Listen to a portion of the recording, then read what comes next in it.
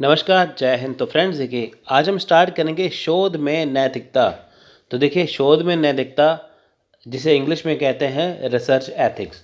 तो देखिए फ्रेंड्स, ये हम स्टार्ट यहाँ से इसलिए कर रहे हैं क्योंकि देखिए जो हमारा कोर्स है वो ऑलरेडी हमने जनवरी के मंथ में स्टार्ट किया था, है ना। 2021 के लिए हमने जनवरी के मंथ में स्टार्ट किया था।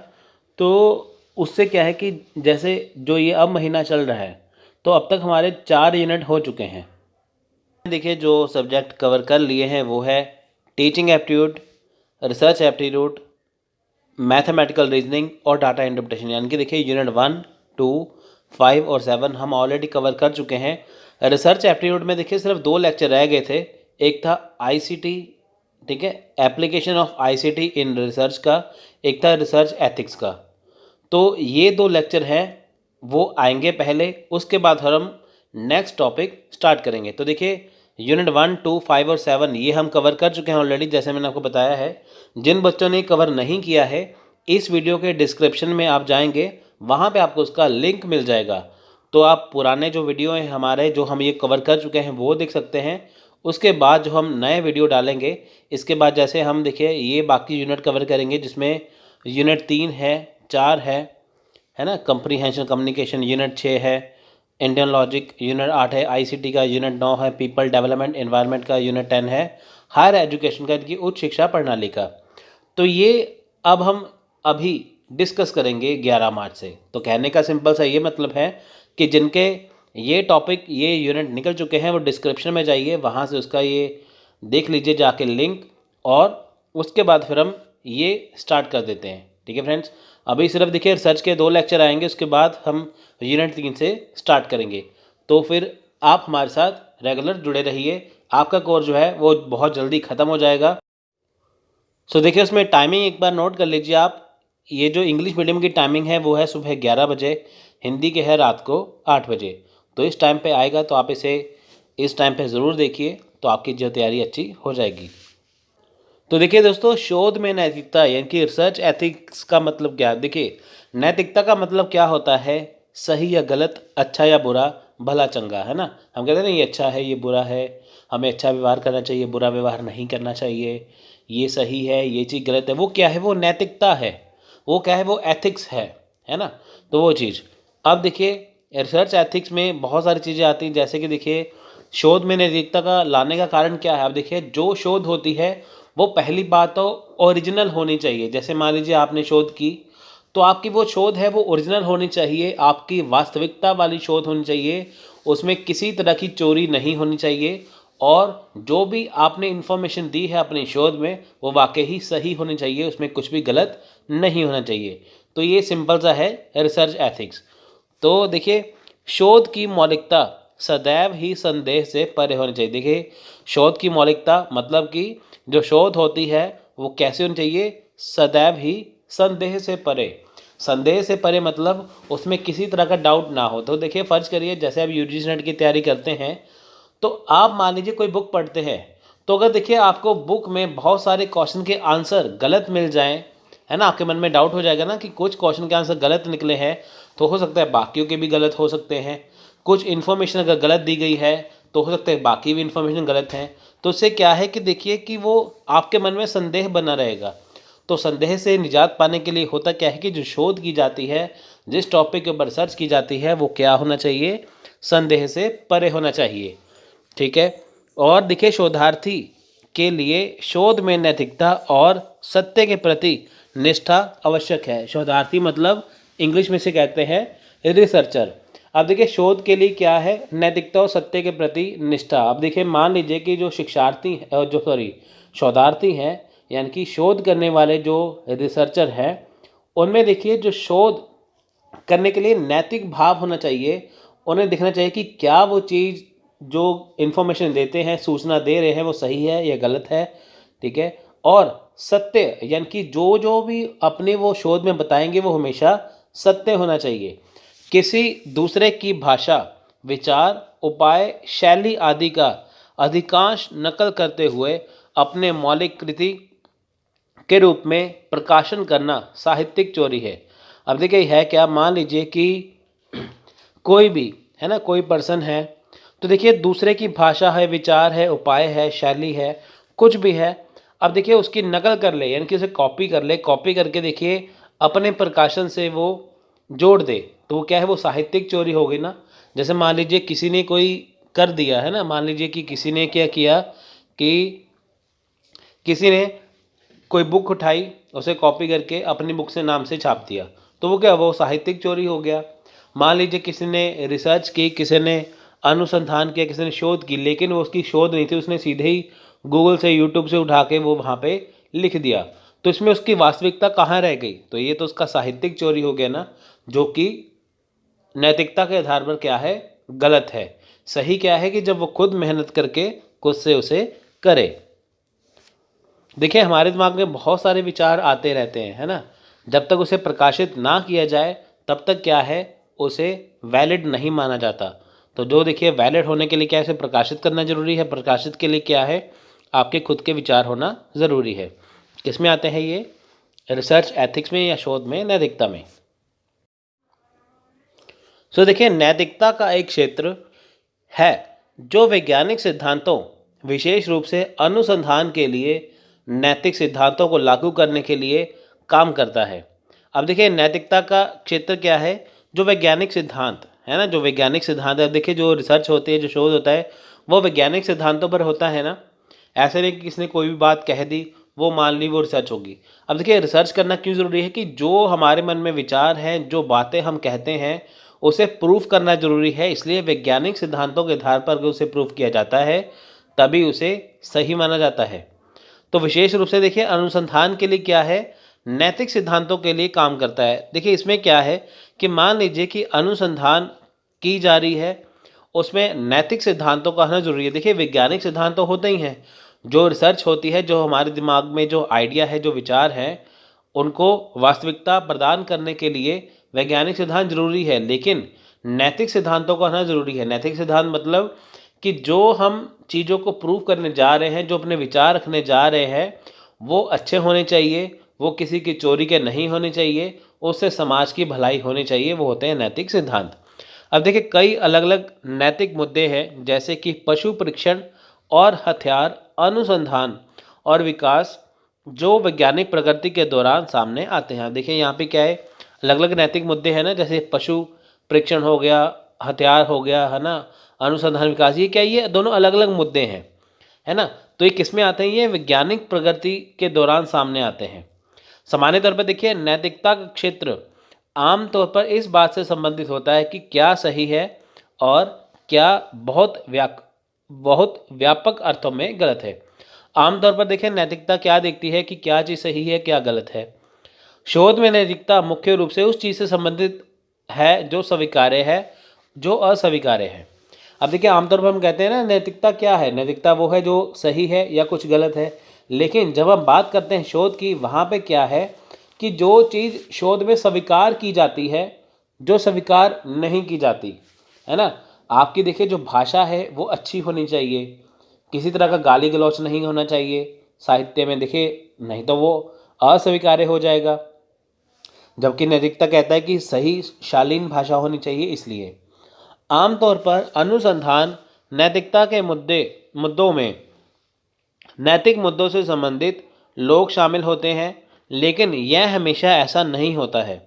खासकर नैतिकता और नैतिकता के अत्यंत व्यक्तिपरक प्रकृति पर विचार करना। अब देखिए ये होती है आमतौर पर हम कहते हैं ना कि अनुसंधान नैतिक मुद्दों से संबंधित है, इसमें ये होता है, इसमें वो होता है। लेकिन देखिए यहाँ पे खास तौर पर ये होता है कि नैतिकता के लिए सबसे अच्छी चीज़ क्या होनी चाहिए, व्यक्तिपरक प्रकृति का विचार कैसा होना चाहिए, वो चीज़ इसमें आती है। चिकित्सा अनुसंधान करने वाले शोधकर्ताओं के लिए अनुसंधान नैतिकता का विशेष महत्व है। अब देखिए चिकित्सा अनुसंधान मतलब जो दवाइयों की खोज करते हैं। देखिए जैसे कोरोना फैल गया था ना, उसकी मेडिसिन देखिए, जिसकी इलाज के लिए, उसका जो चिकित्सा के लिए क्या था, शोधकर्ता, बहुत सारे साइंटिस्ट, बहुत सारे शोधकर्ता लग गए कि कोरोना की मेडिसिन बनाई जाए, है ना। तो उसमें क्या था, उन्होंने उसे विशेष महत्व दिया। उसमें क्या था, नैतिकता का विशेष महत्व दिया। नैतिकता का विशेष महत्व मतलब कि जिस कोरोना की वो दवाई खोज रहे हैं वो सबके लिए कारगर साबित हो, सबके लिए लाभकारी साबित हो। यह काफ़ी हद तक है कि क्योंकि देखिए किसी भी चिकित्सा अनुसंधान को अमल में लाने के लिए पहले परीक्षण और परीक्षण कार्य का एक बड़ा हिस्सा होना चाहिए। देखिए जब भी मार्केट में कोई भी मेडिसिन आती है, कोई भी दवाइयाँ आती हैं, तो सबसे पहले क्या है, उसे देखिए अमल में लाने के लिए यानी कि उसे लागू करने से पहले क्या होता है, उसका परीक्षण किया जाता है। चूहे के ऊपर देखिए परीक्षण करते हैं, है ना।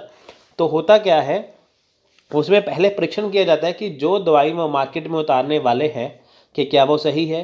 कोरोना की वैक्सीन आई थी, उससे पहले टेस्ट किया गया कि जो दवाई बनाई है क्या वो सही है, वाकई ही वो कोरोना हटा देगी, है ना। ऐसे करके कई मामलों में देखें मानव पर खतरनाक दवा का परीक्षण करना आसान और अधिक कुशल होगा। ऐसा करने से संभावित रूप से उपयोगी दवाओं को बहुत जल्द बाजार में लाया जा सकता है। देखिए कई मामले ऐसे होते हैं ना कि मानव पर सीधे ही, जैसे पहले चूहे पे टेस्ट करते हैं, लेकिन कई बार क्या होता है कि मानव पर सीधे ही देखिए खतरनाक दवा का परीक्षण करना आसान अधिक कुशल होगा, है ना। वैसे ऐसे करते नहीं हैं। आप देखिए पहले सबसे पहले चूहे के ऊपर टेस्ट किया जाता है ना। इसलिए हालांकि देखिए ऐसा करना अनैतिक माना जाता है। अनैतिक मतलब देखिए सीधे ही मान लीजिए मानव के ऊपर हम उसको दवाई को लगा दें, है ना, बाद में वायरस फैल जाए तो उससे क्या होगा, नुकसान हो जाएगा। तो ये क्या है, ये अनैतिक है। तो देखिए पहले चूहे पे परीक्षण होता है, उसके बाद मानव के लिए, मनुष्य के लिए दवाई बनती है ना, इंसान के लिए। मान लीजिए कि वो चूहे पे एक्सपेरिमेंट नहीं करते, सीधे इंसान पे कर देते हैं, तो उनका वो क्या है, टाइम बच जाएगा। लेकिन ये होता क्या है, ये अनैतिक माना जाएगा। पशु परीक्षण अनुसंधान नैतिकता का एक और मुद्दा है जो चिकित्सा के क्षेत्र में आता है। बहुतों को लगता है कि जानवरों पर दवाओं और प्रक्रियाओं का परीक्षण करना अनैतिक है। अब देखिए जैसे मैंने आपको बताया ना कि मार्केट में दवाई आने से पहले वो चूहे के ऊपर टेस्ट होती है, पशुओं के ऊपर टेस्ट होती है। बहुत सारे ये मानते हैं कि सीधे इंसानों को दवाई लगा दो, पशु पक्षी बेजुबान होते हैं, वहाँ पे उनके ऊपर टेस्ट करना अनैतिक है। देखिए जबकि अधिकांश लोग नैतिक मूल्यों के बारे में सोचते हैं तो वे मानते हैं कि सही एवं गलत का आंकलन करने के नियम हैं। अब देखें यहाँ पे क्या है कि कुछ लोग इसे अनैतिक मानते हैं, पशुओं पर परीक्षण करना, कुछ लोग इसे नैतिक मानते हैं। तो देखिए ये सही गलत का आंकलन यहाँ पे करते हैं। उसका नियम भी है। देखिए जैसे एक कोड पेशेवर कार्यों को संपन्न करने के लिए एक आचरण या आचार संहिता होती है, ये एक आचरण संहिता होती है। ये नैतिक मूल्य वे नियम हैं जो हमें स्वीकार और अस्वीकार्य चीज़ों के बारे में बताते हैं। देखिए हर एक चीज़ को प्रूव करने के लिए, टेस्ट करने के लिए चीज़ें होती हैं जो हमें बताते हैं कि क्या चीज़ स्वीकार की जा सकती है, क्या नहीं स्वीकार की जा सकती। देखिए अधिकांश लोग इन नैतिक मूल्यों को घर, विद्यालय, धर्मस्थल या अन्य सामाजिक व्यवस्थाओं को प्राप्त करते हैं। हालांकि दूसरे शब्दों में हम यह कह सकते हैं कि शोध संबंधी नैतिक मूल्य वे नियम वालियाँ हैं जो किसी शोध के नियोजन, संचालन एवं रिपोर्टिंग में सहायता करती हैं। अब देखिए यहाँ पे क्या है कि देखिए बहुत सारी चीज़ें हमें बताती है कि क्या चीज़ सही है, क्या गलत है। देखिए जो अधिकांश लोग हैं जो ये नैतिक मूल्य कहाँ से सीखते हैं, अपने घर से सीखते हैं, अपने विद्यालयों से सीखते हैं, अपने धर्म स्थल यानी कि जहाँ पे वो मंदिर है, मस्जिद है, चर्च है, वहाँ से सीखते हैं, या अन्य जो सामाजिक व्यवस्थाएं हैं वहाँ से सीखते हैं। देखिए सही गलत का ज्ञान जो है वो हमें घर से मिलेगा, सोसाइटी से मिलेगा, धर्मस्थल से मिलेगा या विद्यालय से मिलेगा, है ना। तो ये सिंपल सी बात यहाँ पे है कि दूसरे शब्दों में हम आसान भाषा में कह सकते हैं नैतिक मूल्य क्या है, नियम वालिया है, यानी कि ये नियम अनुसार चलते हैं, जिसमें क्या है कि कैसे संचालन करना है, हर एक चीज़ को कैसे करना है, वो चीज़ में आती है। इससे यह स्पष्ट होता है कि शोध संबंधी नैतिक मूल्यों में निम्न बातों को शामिल होना आवश्यक है। अब देखिए इससे क्या स्पष्ट होता है कि जो शोध संबंधी जो नैतिक मूल्य है वो कैसे होने चाहिए। तो देखिए सबसे पहले शोध संबंधी आंकड़ों का संग्रहण, उपयोग, उनकी व्याख्या। अब देखिए हम बात करते हैं ना कि जो शोध में नैतिक मूल्य होने चाहिए। नैतिक मूल्य मतलब क्या है, सबसे पहले अगर शोध करनी है तो उसमें जो आंकड़े हैं यानी कि जो डाटा है उसका संग्रहण करना, यानी कि उसे इकट्ठा करना, उनका उपयोग करना, उनकी व्याख्या करना, है ना। ये कैसे होने चाहिए, किस आधार पर होनी चाहिए, ये इसमें देखा जाता है। शोध परियोजना की रिपोर्टिंग एवं समीक्षा करने की विधियाँ, ये कैसी होनी चाहिए, विधि कैसे होनी चाहिए। हमने मान लीजिए डाटा इकट्ठा कर लिया, शोध कर ली, इसी कैसी रिपोर्टिंग करनी है, कैसी समीक्षा करनी है, क्या चीज़ सही है क्या गलत, उसे कैसे देखना है। शोध करने वाले सभी शोधकर्ताओं का आपसी संबंध एवं उनके बीच समन्वय। अब देखिए जो शोध करते हैं, एक देखिए जैसे मान लीजिए मार्केट में दवाई आती है तो एक व्यक्ति शोध तो करता नहीं है, उसमें क्या है टीम लगी होती है ना। जो शोध करने वाले देखिए जो शोध करता है उनका आपसी संबंध अच्छा होना चाहिए, उनका समन्वय कैसा है, बातचीत करने का तालमेल कैसा है, तो वो इसमें आता है। शोधकर्ताओं एवं उनकी सभी कारकों के बीच आपसी संबंध जो शोध को प्रभावित कर सकते हैं।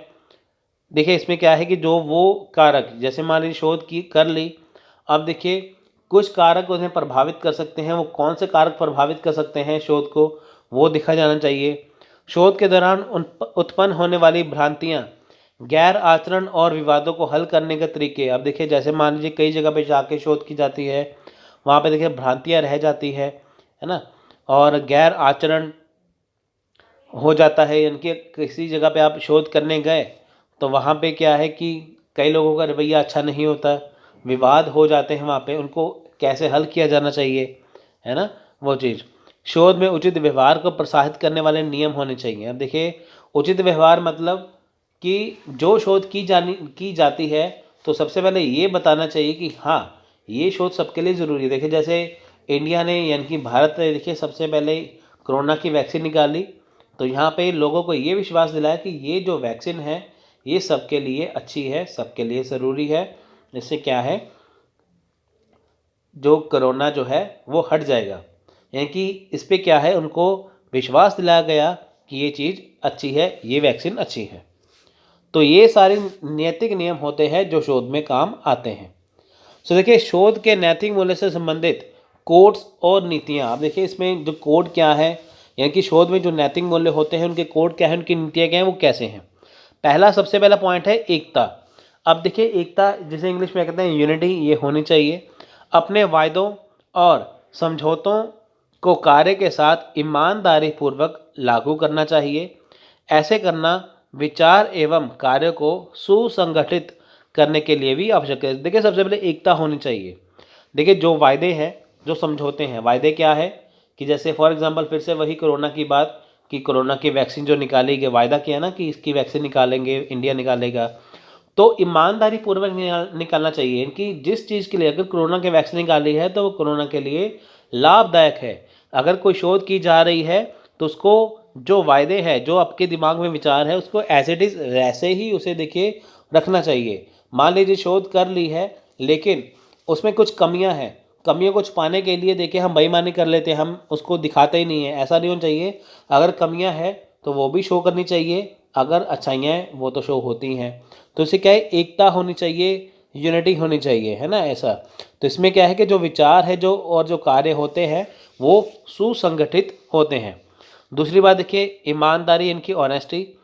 सभी प्रकार के वैज्ञानिक संप्रेषणों में ईमानदारी बरती जानी चाहिए। शोधकर्ता को आंकड़े, परिणाम, विधियों, प्रकाशन की स्थिति आदि सभी के बारे में ईमानदारी पूर्वक कार्य करना चाहिए। एक शोधकर्ता को अपने शैक्षणिक या शोध संस्थान, सहयोगियों एवं लोगों आदि को कभी धोखा नहीं देना चाहिए। देखिए वही बात ईमानदारी वाली कि देखिए जो भी डाटा इकट्ठे की जाने चाहिए वो सबसे पहले तो ओरिजिनल होनी चाहिए।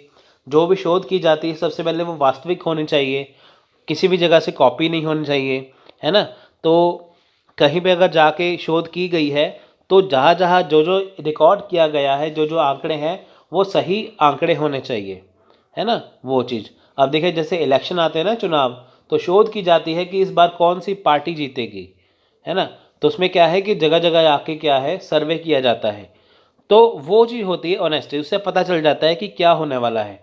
तो उसमें क्या है कि देखिए जब भी एक शोध करता है तो उसे ईमानदारी रखनी चाहिए, उसमें प्रकाशन की जो स्थिति है वो दिखनी चाहिए कि क्या ये चीज़ प्रकाशित करने वाली है ना। और देखिए जो लोग हैं या जो उनके सहयोगी हैं जो शोधकर्ता के साथ सहयोग देते हैं तो उनके साथ कभी धोखा नहीं होना चाहिए। जैसे मान लीजिए किसी ने किसी जगह के बारे में शोध करनी है, पंजाब के बारे में शोध करनी है ना, तो अगर वो यहाँ पे शोध करने आते हैं तो यहाँ पे जो लोगों के बारे में बताया जाता है कि पंजाब का कल्चर कैसा है, वो कैसा है, तो ऐसे उसे ऐसे ही बताना चाहिए। ऐसा नहीं हो कि वो बता वो कुछ और है, लिख अपनी वो मर्जी से रहे हैं। तो इसमें ईमानदारी होनी चाहिए कि जो डाटा है उसके अकॉर्डिंग सब कुछ चलना चाहिए। खुलापन क्या है, ओपननेस जिसे कहते हैं। देखिए, शोधकर्ताओं को आंकड़ों, उपकरणों, विचारों, संसाधनों आदि का अपने सहयोगियों के बीच आवश्यकता पड़ने पर वितरण करना चाहिए, उन्हें साझा करना चाहिए।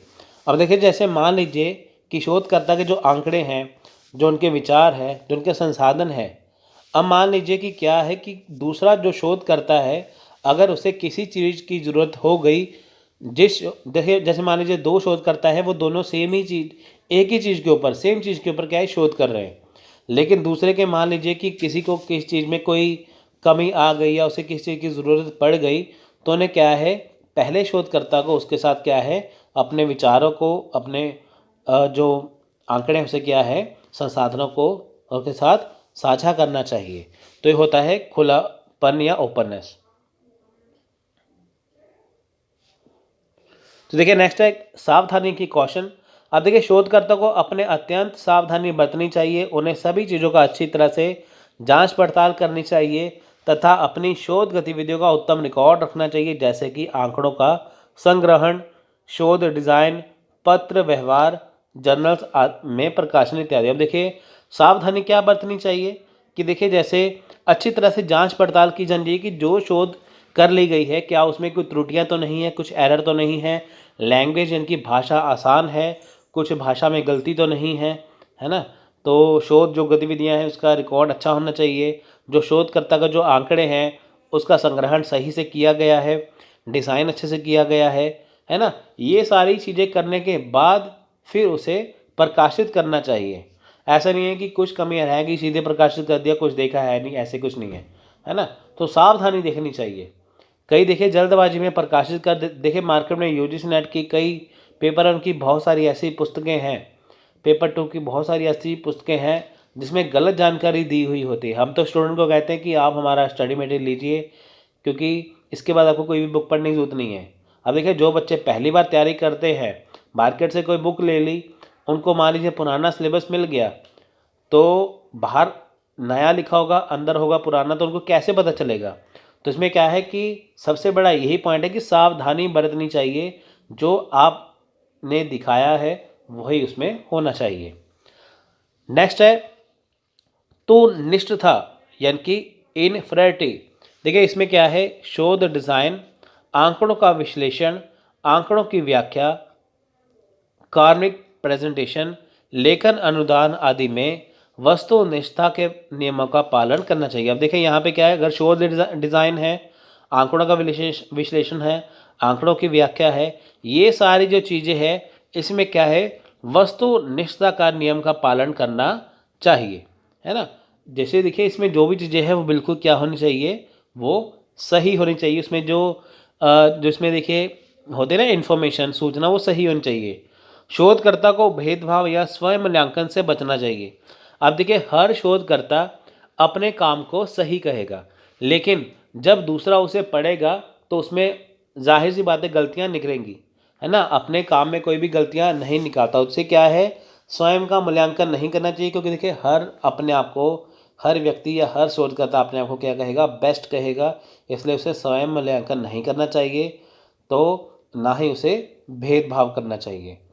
शोधकर्ता द्वारा व्यक्तिगत एवं वित्तीय हितों का खुलासा करने से भी शोध पर नकारात्मक प्रभाव पड़ता है। देखिए, ये ऐसा है कि जैसे मान लीजिए शोध करता है अपने व्यक्तिगत हित के लिए या वित्तीय हितों के लिए, क्या है, जिसने शोध की गई है ना, तो वो उसका खुलासा कर दे कहीं पे। जैसे देखिए, मान लीजिए कि कोरोना की वैक्सीन बना दी, लेकिन दूसरी कंट्री वाले कहे कि आप हमें बताइए कि इसमें क्या क्या चीज़ आपने फॉर्मूले डाले हैं, कैसे बनाई है, तो हम आपको इतने पैसे दे देंगे। किसी वैज्ञानिक को कह दे, है ना, जिसने दवाई बनाई है मिलके, अगर वो देखिए डाटा लीक कर देगा अपने हित के लिए, तो इससे क्या है, नकारात्मक प्रभाव पड़ेगा ना, इसलिए।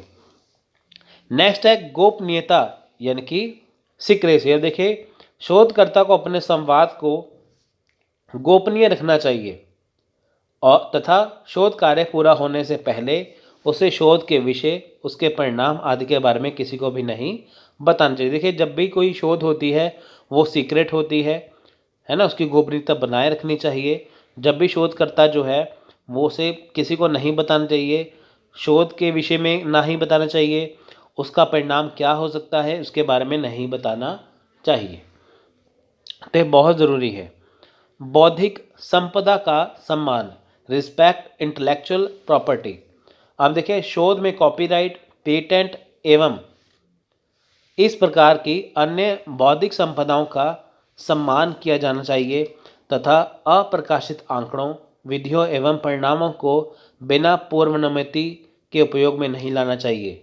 शोध के सभी सहयोगियों को किसी भी शोध के लिए पूरा श्रेय किया जाना चाहिए। अब देखिए मान लीजिए कि कोई व्यक्ति किसी का कॉपीराइट करता है, किसी दूसरे का चुराया हुआ काम अपने काम में इस्तेमाल करता है, हालांकि है तो गलत, लेकिन मान लीजिए कि कोई शोधकर्ता किसी का वो काम है ना चुराया हुआ काम अपने में डालता है, तो उसे क्या है, पहली बात तो देखिए उसे उसकी अनुमति लेनी चाहिए, है ना।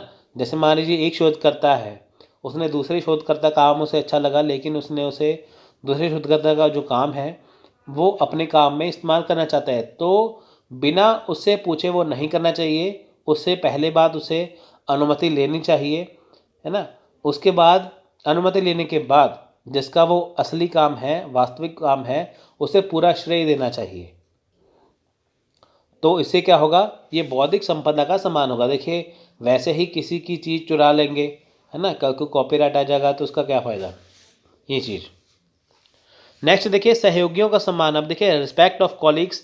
अब देखिए शोधकर्ताओं को अपने सहयोगियों के साथ सदैव अच्छा व्यवहार करना चाहिए। अब देखिए एक शोधकर्ता हमेशा जब भी शोध करते हैं तो जाहिर सी बात है कि वो अकेले तो करेंगे नहीं, उनके साथ बहुत सारे कलीग्स होंगे, तो उन्हें क्या करना चाहिए, अपने कलीग्स का यानी कि अपने सहयोगियों का सम्मान करना चाहिए, क्योंकि वो भी पूरे पूरे हिस्सेदार हैं उसकी शोध में।